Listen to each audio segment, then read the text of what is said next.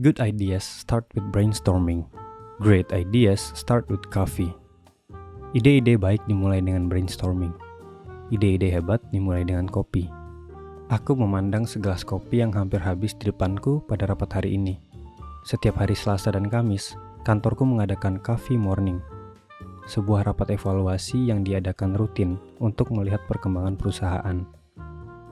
Sesungguhnya, dulu aku sering merasa mulas dan jantungku terpacu lebih cepat ketika mengkonsumsi minuman ini. Namun setelah terbiasa, minuman ini justru menjadi mood booster yang wajib aku minum setiap pagi. Bukan hanya itu, setiap lembur, aku harus menambah kopi lagi untuk membantuku tetap fokus. Pada akhir pekan, kerap kali pertemuan dengan para sahabatku juga dilakukan di coffee shop.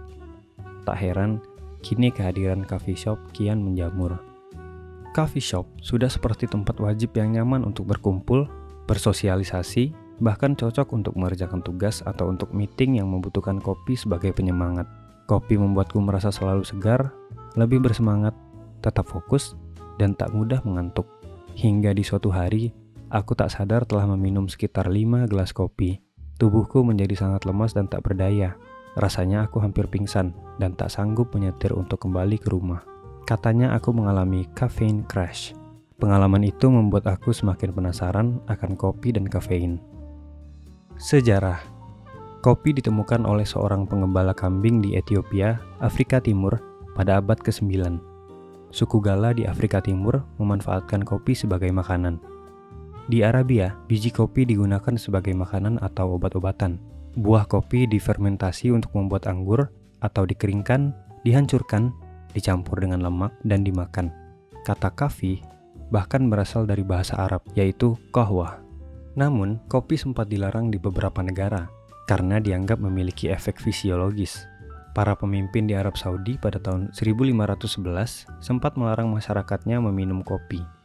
Namun, pada 1524, pelarangan ini dihapuskan oleh Sultan Selim I dari Kesultanan Turki Utsmani karena meningkatnya popularitas kopi. Pelarangan kopi juga pernah terjadi di Mesir pada tahun 1532 yang menyebabkan banyak kedai kopi tutup.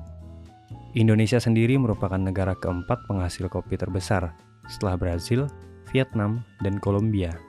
Saat ini, Amerika adalah konsumen kopi terbesar di dunia, yaitu lebih dari 420 juta cangkir per harinya atau sekitar 1/5 dari total pasokan tahunan dunia.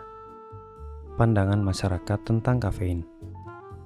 Kopi memiliki kandungan kafein atau trimetilsantin yang dipercaya oleh sebagian masyarakat dapat menambah energi, meningkatkan mood, dan meningkatkan fokus pikiran.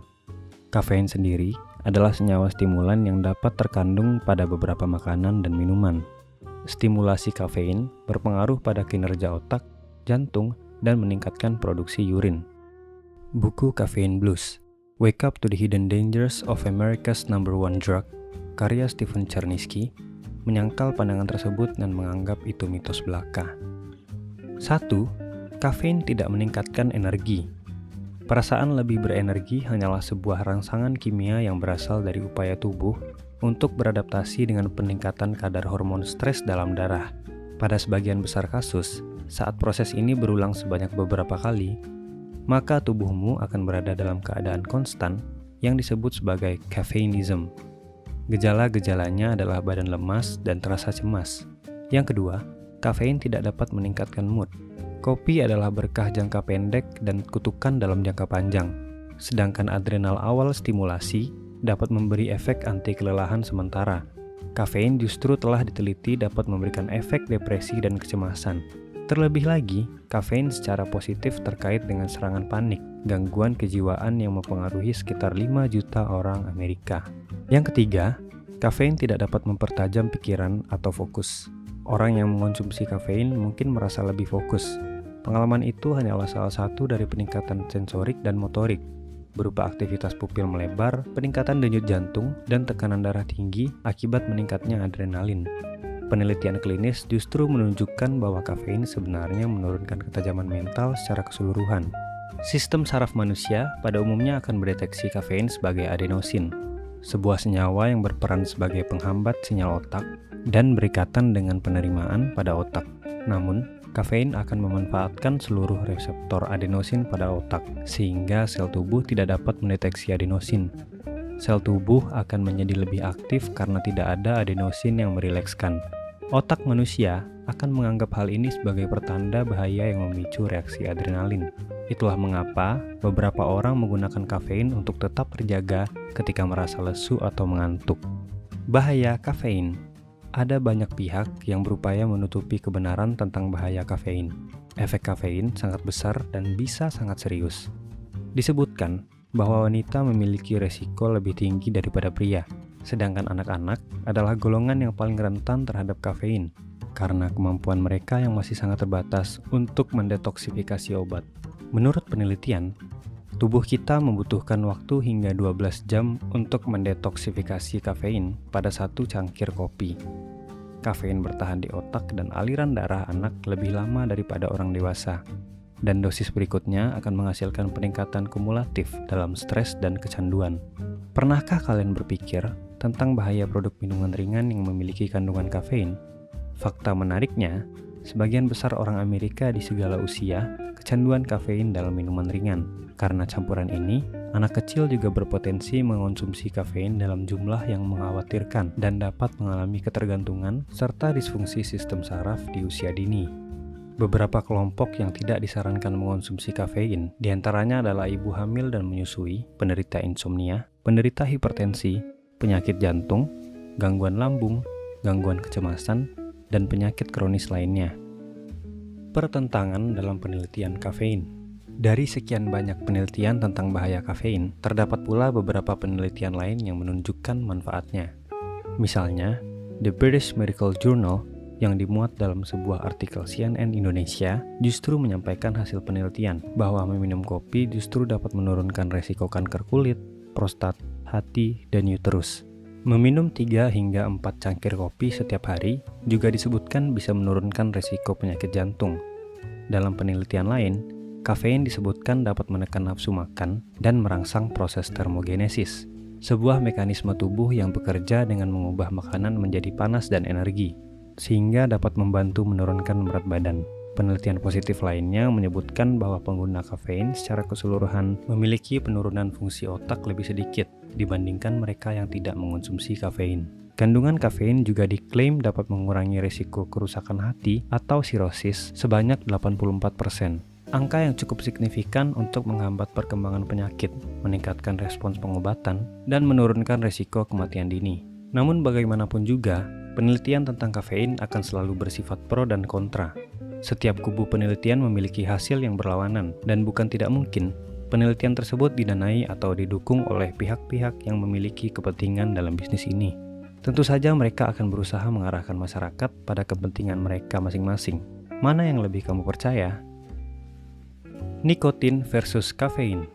Dengan gaya hidup yang tepat, tubuh manusia dirancang untuk bertahan hingga 100 tahun atau lebih. Tetapi kebanyakan dari kita mulai melemah mulai usia 60 tahun dan meninggal di usia pertengahan 70-an. Bagi seorang perokok, kerusakan jaringan paru-paru terjadi secara diam-diam selama bertahun-tahun, hingga pada suatu hari sudah terlambat. Selama ini sudah ada peringatan pada rokok, tetapi ada fakta yang serius, di mana perusahaan rokok selama bertahun-tahun berjuang akan label peringatan pada kemasannya, dan baru-baru ini mengakui bahwa nikotin bersifat adiktif. Namun, hingga saat ini industri kafein menolak untuk mengungkapkan jumlah kafein dalam produk mereka. Bisnis besar sangat memahami keuntungan ini. Kecanduan zat apapun artinya dapat meningkatkan konsumsi yang lebih tinggi dan akan ada lebih banyak lagi penjualan produk. Every form of addiction is bad, no matter whether the narcotic be alcohol, morphine, or idealism. Carl Gustav Jung. Setiap bentuk kecanduan itu buruk, tidak peduli apakah narkotika, alkohol, morfin, atau idealisme. Carl Gustav Jung. Mengurangi kafein. Apakah kamu pernah berpikir untuk mengurangi asupan kafein? Total asupan kafein yang bersumber tidak hanya dari kopi, tetapi juga teh, kakao, minuman ringan, obat-obatan, dan bahkan dari coklat. Bagi sebagian orang, kesadaran akan perlunya mengurangi kafein dimulai ketika mereka menyadari banyaknya kafein yang mereka konsumsi setiap hari. Kemudian mereka menghubungkan asupan kafein mereka dengan perasaan lelah ketika mereka bangun tidur atau suasana hati dan energi yang naik turun yang mereka rasakan setiap hari. Namun pertanyaan berikutnya adalah, apakah benar ini karena kafein? Buku Caffeine Blues menyarankan kamu menghentikan kebiasaan mengonsumsi kafein selama minimal 60 hari untuk mengevaluasi manfaat tubuh dan pikiran bebas kafein. Ribuan orang sudah mencoba langkah penting ini dan merasa mengalami perubahan besar dalam vitalitas, energi, dan kesehatan yang lebih baik daripada yang pernah mereka rasakan ketika mereka kecanduan kafein. Benarkah begitu? Pertentangan dampak dan baik buruk dari kafein akan terus ada. Masing-masing akan berupaya menggiring opini sesuai dengan kebutuhan bisnisnya. Baik atau buruknya kafein pada dirimu, tentu kamulah yang bisa merasakannya. Namun, tidak ada salahnya mencoba melakukan detoksifikasi selama periode waktu tertentu untuk melihat bagaimana reaksinya pada tubuhmu. Kamu juga bisa mengurangi dosis konsumsi kafein untuk menghindari resiko jangka panjang. Mana yang akan lebih kamu percaya? Semua di tanganmu.